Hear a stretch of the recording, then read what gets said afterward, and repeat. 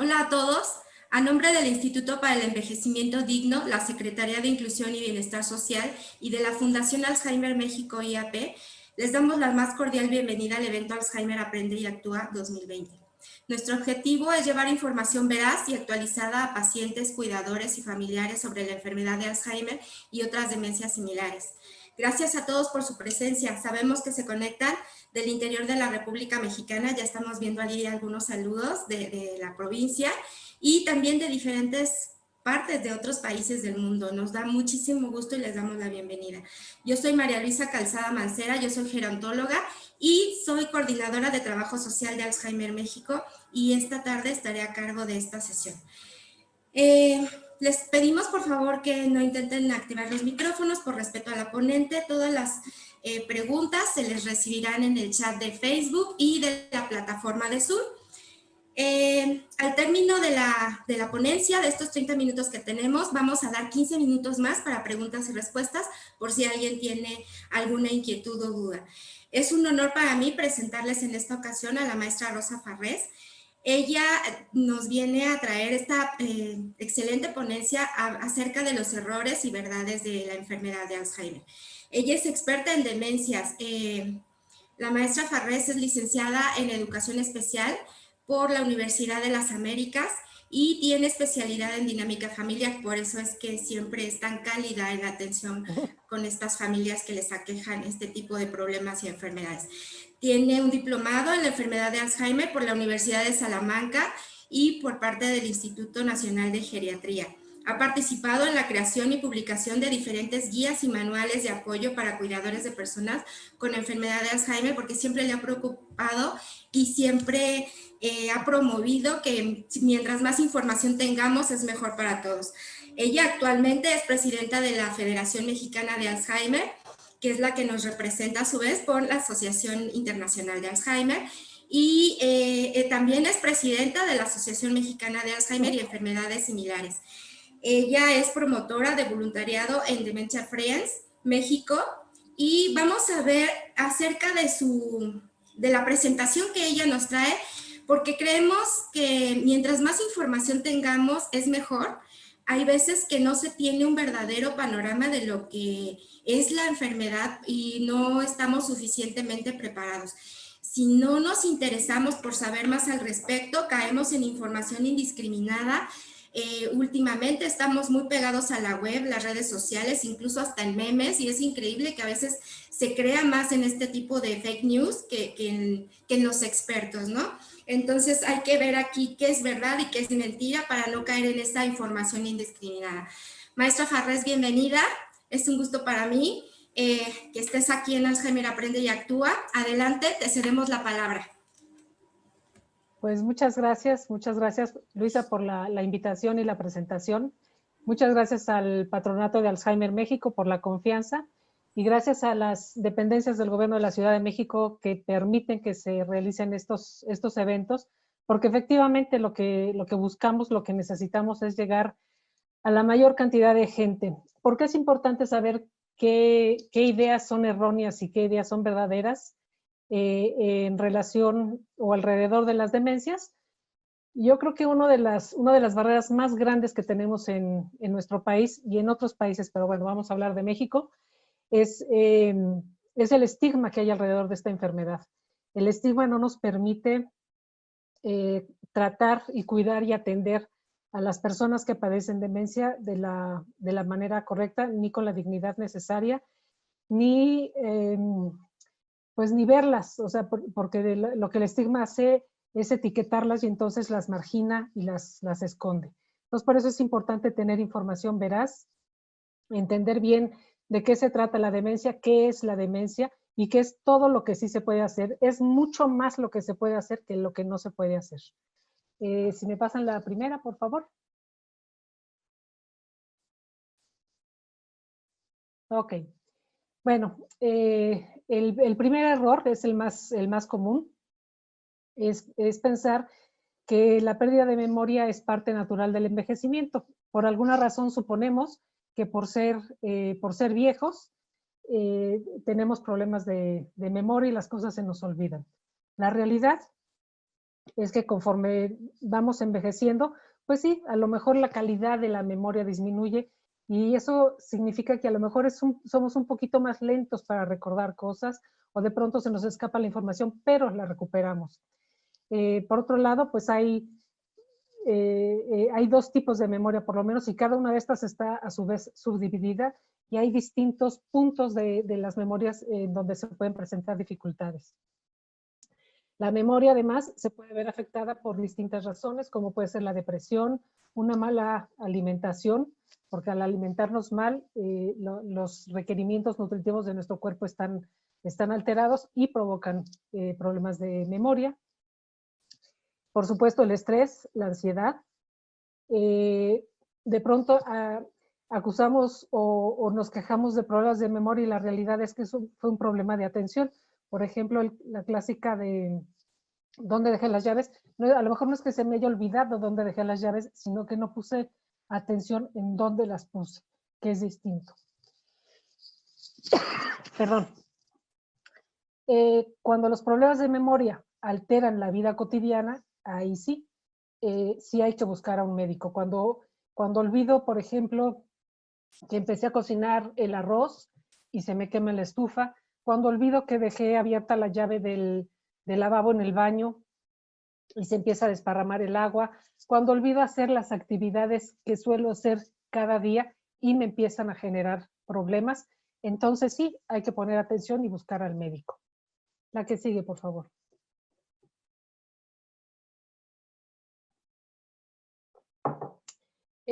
Otro error es pensar que la enfermedad de Alzheimer, si pensamos que es nada más un problema de memoria, pues resulta que entonces la enfermedad de Alzheimer no es mortal.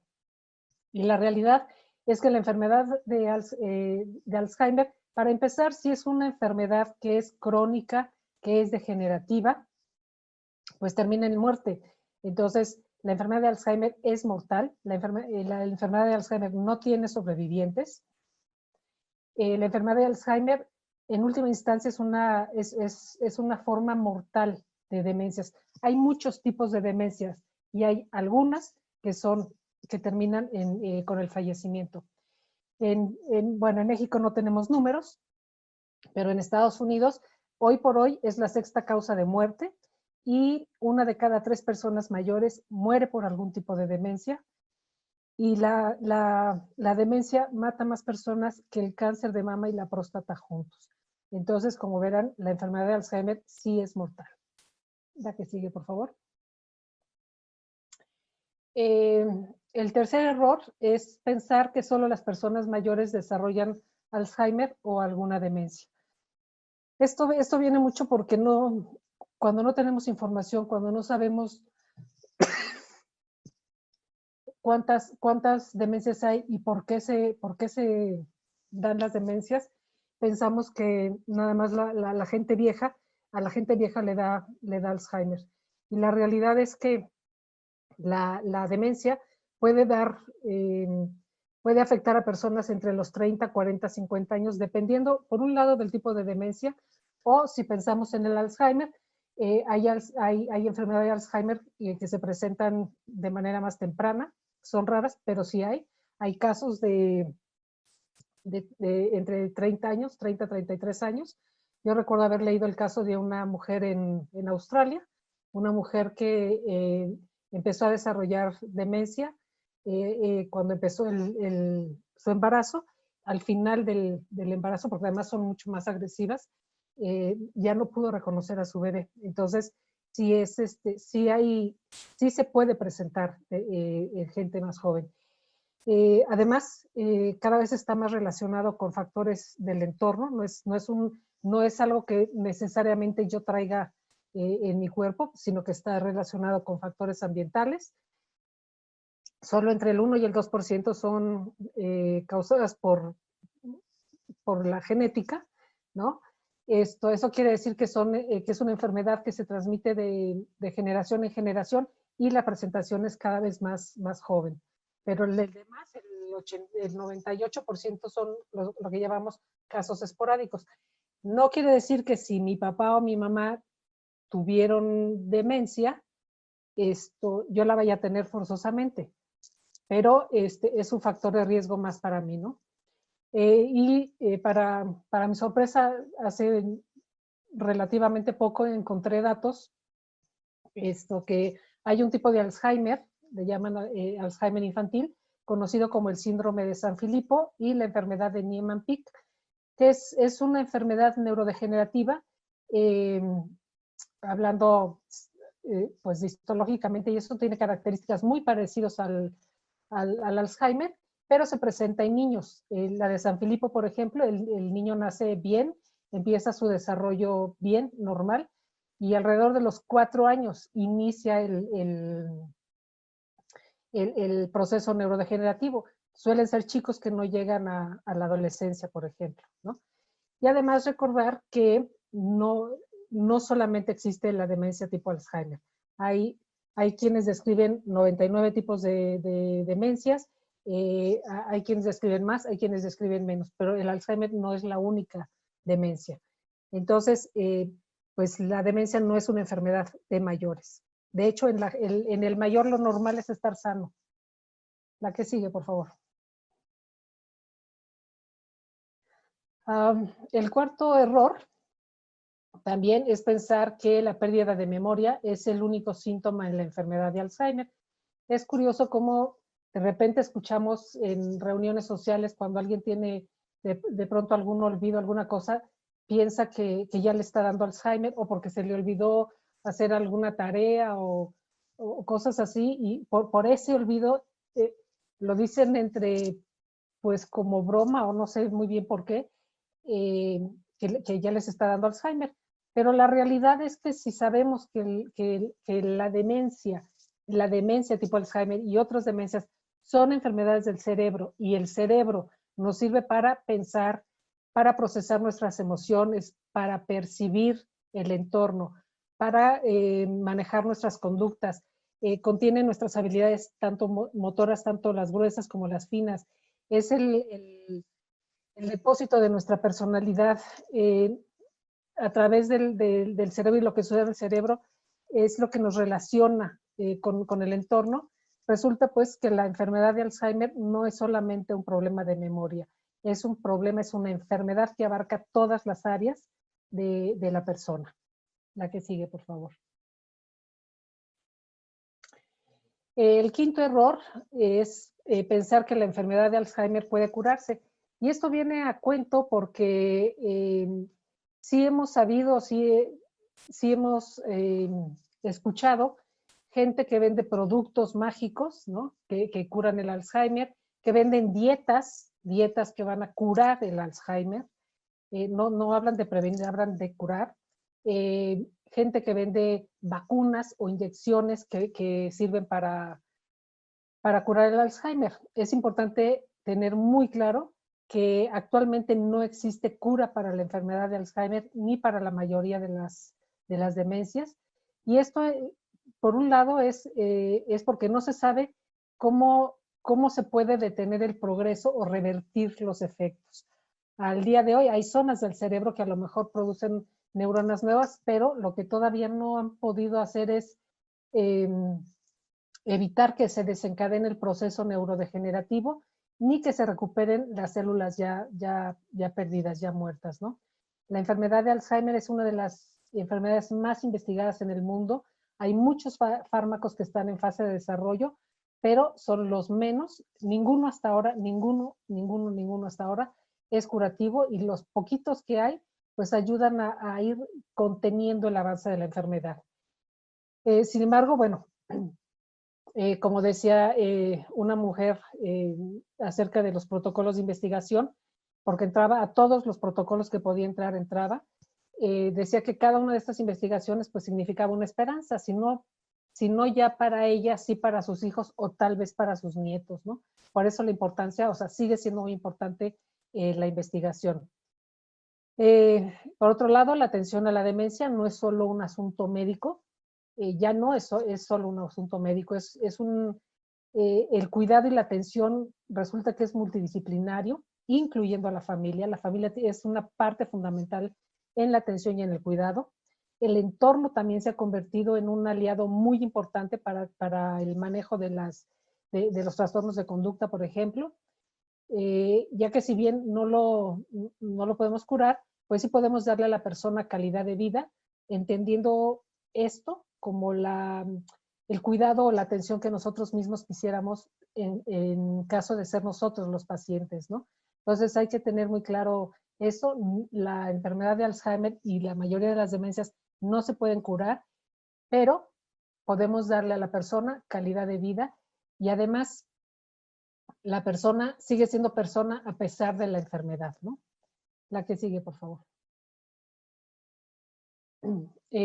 Otro error, bueno, es un error y al mismo tiempo es miedo. Hay mucha gente que al haber tenido o tener a un familiar directo con Alzheimer, piensa que por default lo va a tener. Y esto, como decíamos hace un momento, pues no necesariamente es así.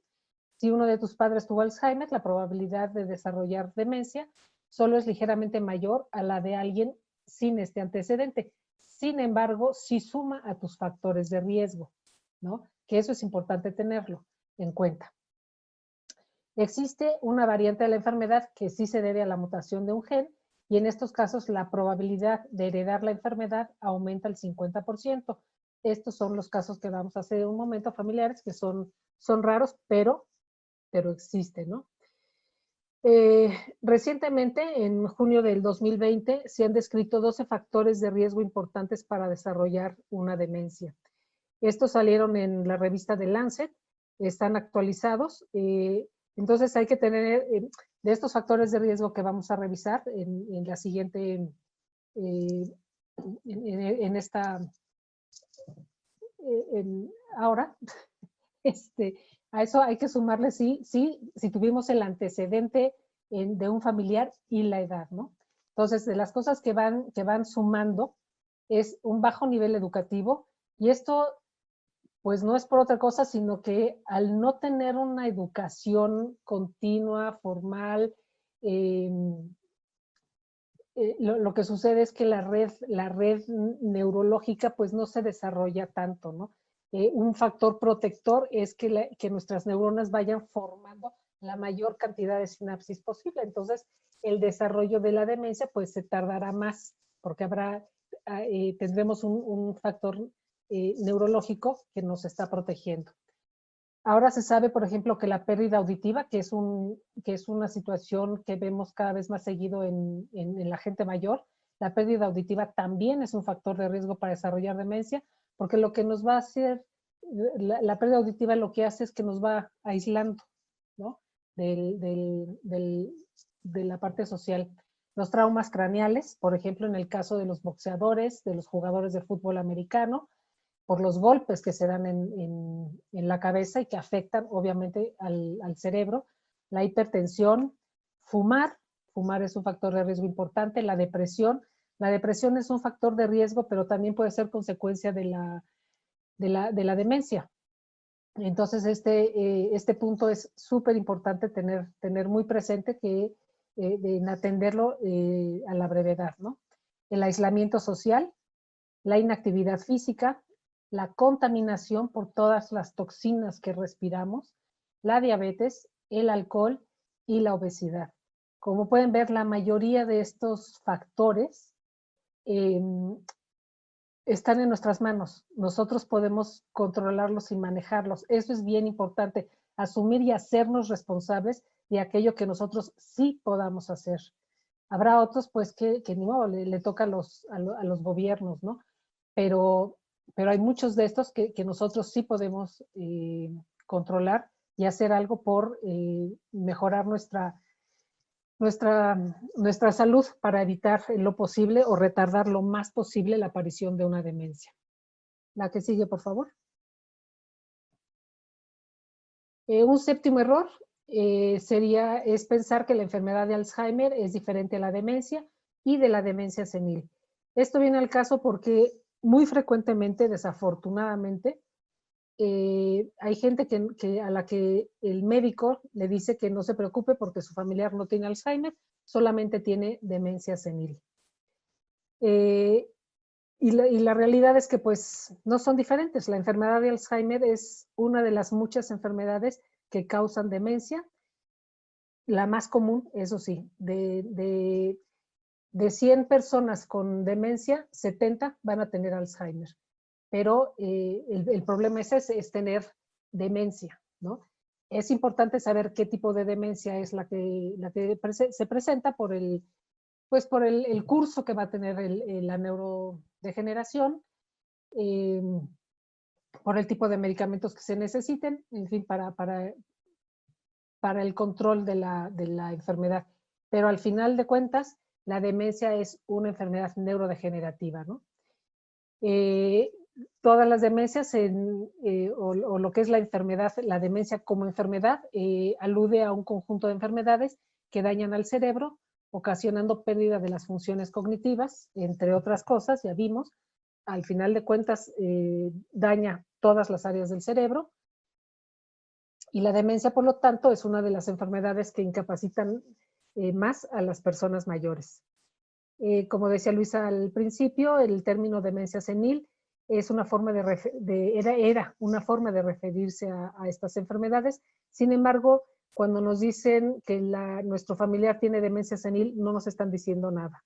Lo de senil se refiere a que es una persona mayor de 60 años. Hace algunos años era lo que se utilizaba, pero actualmente demencia senil no es el diagnóstico que necesitamos. Necesitamos el diagnóstico con el nombre y el apellido. El nombre es demencia, el apellido puede ser Alzheimer, puede ser cuerpos de Levy, puede ser frontotemporal, en fin, o sea, cualquiera de las demencias que hay. La que sigue, por favor.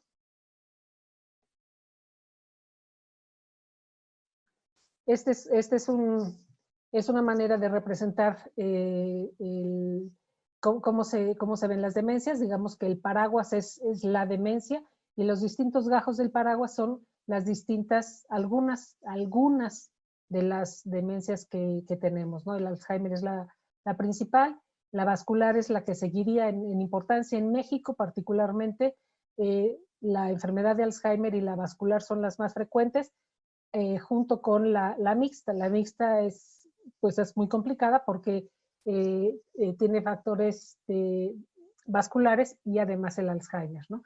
Las diferencias está en dónde se origina cada una de estas demencias y por qué se inicia el proceso o de qué manera, qué partes son las que se están muriendo en el cerebro, ¿no?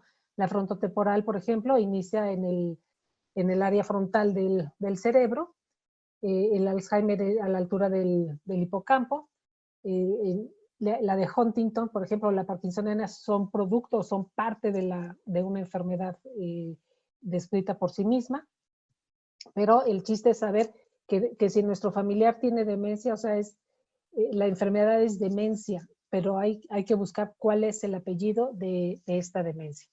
La que sigue, por favor.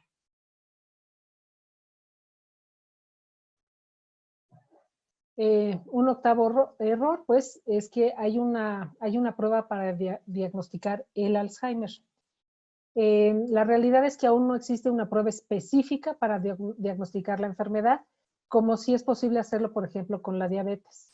Para hacer el diagnóstico de Alzheimer o alguna otra demencia, el médico especialista, que puede ser un neurólogo, un psiquiatra o un geriatra, debe hacer una historia clínica completa del paciente y con un acompañante confiable. Lo que sucede es que vamos al consultorio del médico y nos hace una serie de preguntas que a él le van a ir dando pistas de cómo están las funciones cognitivas del paciente, ¿no? Es importante el acompañante para verificar la información que nos da el paciente o para confirmar o negar lo que se está diciendo, ¿no? Probablemente necesite hacer pruebas de laboratorio y de imagen cerebral para acercarse lo más posible a la causa de la demencia. A veces resulta que si la queja más importante es la memoria, es un problema de memoria, pues a lo mejor lo que se encuentra el médico es que es una depresión más que una demencia. Pero por eso es muy importante que sea un médico especialista, un médico que entienda sobre demencias, no por ser médico necesariamente se sabe o se conoce sobre las demencias. Por eso es importante que alguien que esté familiarizado con este tipo de enfermedades sea quien haga el diagnóstico, ¿no? y finalmente un examen neuropsicológico, porque el neuropsicólogo, la neuropsicóloga, nos va a permitir a través de una serie de pruebas, nos dirá qué áreas de nuestro cerebro están afectadas y cómo están afectadas, ¿no? Eso nos va a servir para ubicar el momento de la enfermedad en la que se encuentra nuestro familiar, para entonces iniciar un tratamiento. Lo importante de tener un diagnóstico es que este diagnóstico es el principio de un proceso que nos va a llevar a la acción, que nos debe llevar a la acción. La que sigue, por favor. La enfermedad de Alzheimer es más común en países ricos. Lo que sucede más bien es que fueron los países ricos los primeros que empezaron a envejecer y empezaron a hablar de la presencia de este tipo de enfermedades, pero la realidad es que la demencia es un problema mundial y hoy por hoy, el 60% de los afectados por demencia viven en países en desarrollo como es el nuestro, ¿no? En 2015 se hablaba de 47 millones de personas con demencia. Para el 2030 se calcula 135 millones de personas y para el 2050 serán 132 millones de personas con demencia en el mundo. Y pensemos que la gran mayoría de estas personas están en nuestros países de bajos y medianos ingresos. La que sigue, por favor.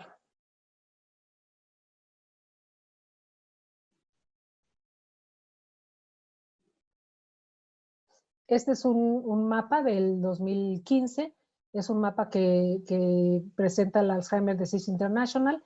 En 2015 más o menos estaba repartida así la población de personas con demencia. 5 años después, pues esto por supuesto ha ido creciendo. Y fue en ese entonces cuando haciendo cálculos hoy se sabe que cada 3 segundos en el mundo alguien está desarrollando demencia en algún lugar. La que sigue, por favor. Bueno, el 10º error, bueno, pues sí, que una vez diagnosticado el Alzheimer ya no hay nada que hacer. Esto está muy alejado de la realidad. Afortunadamente, hoy en día sabemos que podemos hacer muchísimas cosas y que es importantísimo hacer todo lo que sí se puede hacer con una persona con demencia, ¿no? Lo primero, como decíamos hace un momento, es tener un diagnóstico porque es el proceso que nos va a llevar a tomar acciones. La enfermedad no se cura, pero la persona sigue siendo persona con una historia. Esto es muy importante porque tendemos mucho a que en el momento del diagnóstico, en ese momento le pegamos una etiqueta a nuestro familiar y entonces se convierte en el Alzheimer o se convierte en la demencia y dejamos de verla como la persona que es y entonces nos olvidamos que tiene una historia, que tiene cosas que le gustan o cosas que no le gustan, que probablemente pueda seguir haciendo todavía algunas cosas, pero en nuestros miedos o en nuestra falta de información queremos resolverle la vida, que deje de hacer cosas, ¿no? Cuando la realidad es que hay que motivar a que sean activos el mayor tiempo posible, ¿no? Los fármacos son importantes, pues sí son importantes, pero no son la solución. Junto a ellos es importante que la familia y los profesionales estén informados y capacitados, que el paciente tenga una vida llena de actividades que lo estimulen constantemente. Es frecuente ver a las personas con demencia, pues probablemente tomando el sol o no haciendo nada o enchufados en las televisiones o porque uno supone que como se le olvidan las cosas o porque ya no se acuerda de algo o porque ya no me reconoce o porque se va volviendo torpe en el área motrices, ya no tiene que hacer nada. Y básicamente lo que sucede es, primero, que a la familia y a los cuidadores les falta información y dos, cuánto de mi tiempo estoy dispuesto a dedicarle para que siga con una vida lo más activa posible, ¿no? Puede sonar muy extraño, pero la realidad es que se puede vivir bien con demencia siempre y cuando, primero, la persona diagnosticada con demencia sepa de su diagnóstico, sepa qué hacer, qué es lo que sí puede hacer, la animemos a seguir activa y funcional el mayor tiempo posible, y cuando ya le vaya siendo más complicado, pues que la familia esté dispuesta a acompañarla en el proceso del deterioro, estimulándola, trabajando con esta persona, en la medida de lo posible, bueno, y cuando haya suficientes centros de día, pues asistir a los centros de día en donde les dan muchas terapias que muchas veces en casa no podemos hacerlo. En fin, sí se puede vivir bien con demencia, y las asociaciones de Alzheimer en el país y en los distintos estados de la República son un elemento esencial para lograr esto, para lograr que la persona, no solo la persona, la familia y el cuidador vivan bien con la demencia. Entre menos sepamos acerca de la enfermedad, es mucho más complicada la atención, mucho más difícil el acompañamiento, porque la realidad, pues sí, es que puede ser es una enfermedad muy dolorosa, muy, muy dolorosa. No es fácil ver a alguien que queremos que se está yendo, pero si estamos informados, si estamos capacitados, si sabemos cómo manejar estos trastornos de conducta, por qué se dan los trastornos de conducta, qué podemos hacer en nuestro entorno para facilitarnos las acciones o las actividades a nuestro familiar, siempre es mucho más fácil. También es cierto que no es un proceso difícil normalmente, o lo ideal es que las familias estén apoyadas, porque bueno, hay gente que prefiere no saber lo que va a suceder y que cada día vaya siendo una sorpresa. Y sin embargo, eso es muy, muy desgastante. La que sigue me parece que es la última. Bueno, quiero aprovechar pues para, en este momento, la Federación Mexicana de Alzheimer. Todos los años tenemos un congreso nacional. Este año, por la circunstancia que estamos viviendo todos, organizamos un congreso internacional virtual, en el cual logramos reunir alrededor de 70 ponentes. Tiene una cuota accesible, y la verdad es que hay unas ponencias que son una joya. Está dirigido, sobre todo, nos fue muy, muy importante que hubiera pláticas dirigidas a los cuidadores y a las familias para que tengan información. Dado que no tenemos todavía la manera masiva, pues, de atender a las personas con demencia, sabemos que las familias son las principales encargadas de cuidar y de atender a las personas con demencia en sus casas. Es bien importante que entonces tengan herramientas y material para en su casa poderlos atender de la mejor manera posible, que los cuidadores puedan cuidarse a sí mismos y que puedan adaptar su entorno para que sea un gran apoyo en el cuidado y en la atención. De verdad, vale la pena. Ojalá, y este congreso va a estar todo septiembre y todo octubre en la plataforma. Entonces, si se animan a inscribirse, podrán tener acceso a todas las ponencias lo que resta de septiembre y todo octubre. Ojalá y los podamos ver por ahí. Muchas gracias. Muchas gracias, maestra Farrés. Si me permites, tenemos algunas preguntas. De hecho, me parece, si no, tú corrígeme y ayúdanos a completar. Me parece que como la hicieron antes de que tú nos platicaras, ya la contestaste. Mira, te voy a decir. Nos pregunta Marianela, dice, la enfermedad de Niemann o el síndrome de San Filipo son formas infantiles de Alzheimer. Entonces creo que ya fue contestada, ¿no? Sí, así es. Así es. O sea, y se dice que es un Alzheimer infantil por cómo histológicamente pues se desarrolla, ¿no? O sea, también están afectada la proteína tau y se hacen estos enjambres en el cerebro. Por eso se dice que es un Alzheimer infantil. Okay. Y también la doctora Janet nos pregunta, ¿por qué la enfermedad de Alzheimer es mortal? Igual ya la contestaste, ¿no? Es una enfermedad terminal. Pues sí, o sea, es tan simple como decir, si es una enfermedad que es progresiva y que es irreversible, pues termina en el fallecimiento, ¿no? Ok. Dice, Tenemos otra pregunta, doctora, si me permites, que dice, tengo diabetes e hipertensión. ¿Esto quiere decir que voy a demenciar? Pues no necesariamente, o sea, tanto en la hipertensión como en la diabetes, mientras estén bien controladas, bien cuidadas, no tendría por qué desarrollar una demencia por esas razones, ¿no?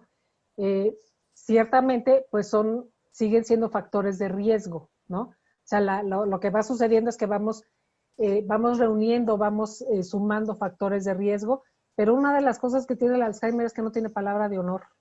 Entonces yo puedo no tener ninguno de estos factores, ni siquiera los genes, y de pronto se desencadena este proceso, o puedo traer algunos factores y o sea, puede no pasar nada, ¿no? O sea, el problema es ese, que no se sabe qué desencadena el proceso.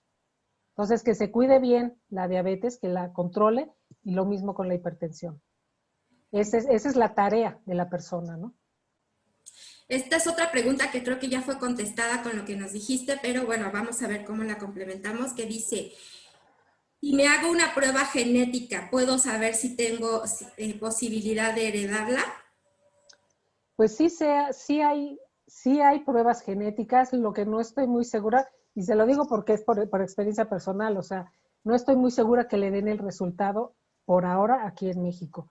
Sí se hacen, hay algunas investigaciones en donde hacen estas pruebas, pero digo, yo no, la realidad es que yo no conozco, no sé de algún laboratorio en donde yo pueda llevar mi muestra, o sea, para hacerme la prueba genética. O sea, en el Instituto Nacional de Neurología sí hacen ese tipo de pruebas, por ejemplo.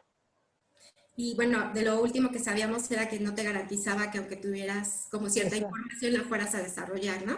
así es. Acuérdense que entiendo que hay lo que se llama epigenética, que si yo puedo traer los genes, pero si modifico mi entorno, y con eso me refiero eh, la dieta, el ejercicio físico, una vida más sana, bla, bla, bla, a lo mejor lo que consigo es que no se expresen esos genes. A grosso modo, eso es lo que yo entiendo de la epigenética. Ok. Nos preguntan también aquí, si yo siempre olvido cosas, ¿puedo pasar a una situación de mayor gravedad? Pues ahí más bien habría que revisar por qué olvida cosas. O sea, acuérdense que el olvido no necesariamente nos está hablando de demencia. Puede estar hablando de una depresión, puede ser que tenga un problema de atención. Yo tengo problemas de atención desde niña, ¿no? Entonces sí, de repente me asusto porque de repente me doy cuenta que se me olvidan muchas cosas hasta que entendí que eran más problemas de atención que de memoria, ¿no? Entonces, si además de la memoria tiene otros de los síntomas, pues a lo mejor valdría la pena que se hiciera un estudio neuropsicológico, ¿no? Para ver en qué condiciones están todas sus funciones cognitivas. Y bueno, aquí nos preguntan ya por último, doctora, bueno, aparte de que te están mandando felicitaciones y que has sido muy clara en tu presentación, también nos preguntan que les dio curiosidad el logotipo que dice Dementia Friends México, si nos pudieras hablar un poco al respecto. Claro, claro, es un movimiento que nos tiene francamente orgullosos y felices. Es un movimiento a nivel mundial que busca desestigmatizar a la demencia. Entonces, cuando hablamos de Dementia Friends, lo que estamos promoviendo es la manera en que se percibe y se actúa hacia las personas con demencia. Lo que hacemos es una sesión informativa en donde compartimos 5 mensajes clave, buscando que las personas se comprometan a hacer una acción, aunque es una acción muy pequeñita, una acción tan simple como a partir de hoy no voy a pensar que la demencia es sinónimo de locura, ¿no? El lenguaje que utilizamos nos genera pensamientos y los pensamientos nos generan actitudes. Entonces, cuando yo pienso que la demencia es locura, probablemente si veo a una persona con demencia, me haga a un lado porque no vaya a ser que el loco se ponga furioso, ¿no? Entonces, lo que buscamos a través de este movimiento es cambiar la percepción que se tiene hacia las demencias. Lo que les sugiero es que tenemos una página de Dementia Friends México. Pueden entrar a revisarla para que sepan lo que hacemos. Y cada X tiempo convocamos a lo que llamamos sesiones informativas, que es transmitir estos mensajes, conocer el movimiento, comprometerse a alguna acción. Y si alguien quiere, digamos, ser parte de la promoción del movimiento, entonces hay talleres para formar promotores y extender el movimiento. Actualmente en México hay alrededor de 5,000 Dementia Friends formados en un año. La verdad es que ha sido un movimiento muy, muy padre. Entonces, si quieren saber más, entren a la página de Facebook Dementia Friends México. Muy bien, doctora, muchas gracias. Ya se quedaron ahí tus datos también para quien guste escribirte o que posteriormente quieran contactarte, ya sea por medio de la federación o de AMAES. Pues sabemos que siempre tú eres muy generosa con la información que nos compartes, lo cual agradecemos mucho. Y pues ya para finalizar, no sé si tú quisieras darnos algún mensaje, ¿no? Ahorita, como tú nos ayudas a esto de quitar la información indiscriminada o las fake news, algún mensaje que les pudiéramos dar a los jóvenes que de repente les cuesta mucho trabajo como involucrarse en esta cuestión de la atención al adulto mayor y que la realidad es que para allá vamos todos, ¿no? Así es.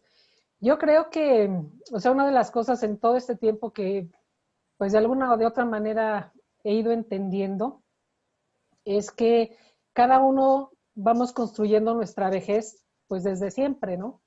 Entonces, cuando hablamos, por ejemplo, del maltrato, de la manera en que han sido tratadas o son tratadas las personas mayores, para empezar, y particularmente las personas con demencia, pues tiene que ver mucho con la historia personal, la historia de cada uno. Entonces, el tiempo se pasa muy rápido, muy, muy rápido. Si yo hoy tengo 17 años, 25 o 35 años, más rápido de lo que se imaginan, van a tener 60 años, 70 años.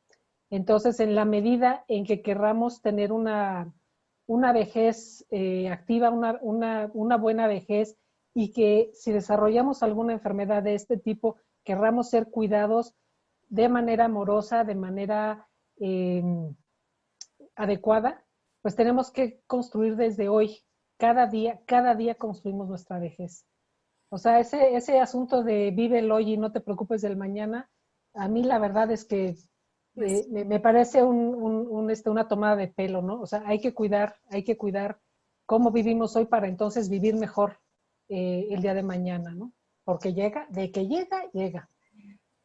Así es, maestra. Muchísimas gracias. Nuevamente reiteramos este agradecimiento para ti, porque pues de lo que más hemos aprendido siempre contigo, y lo digo con cariño, es esto de que lo que preparas hoy para ti es lo que se va a quedar mañana para nosotros, porque no sabemos en qué manitas vamos a caer, y por eso estamos tan preocupados en hacer ese tipo de eventos, y qué bueno que el gobierno nos estaba apoyando para que esto se lleve a cabo y que lleguemos a cada vez más gente, que le llegue la información, porque hay mucha gente aislada que tiene mucha información indiscriminada. Por eso es que era tan importante para nosotros tu presentación, para quitar todos esos mitos y verificar lo que sí es la realidad, ¿no? Las verdades. Entonces, pues no me queda más que despedirme. Te abrazo a la distancia. Muchísimas gracias por todo.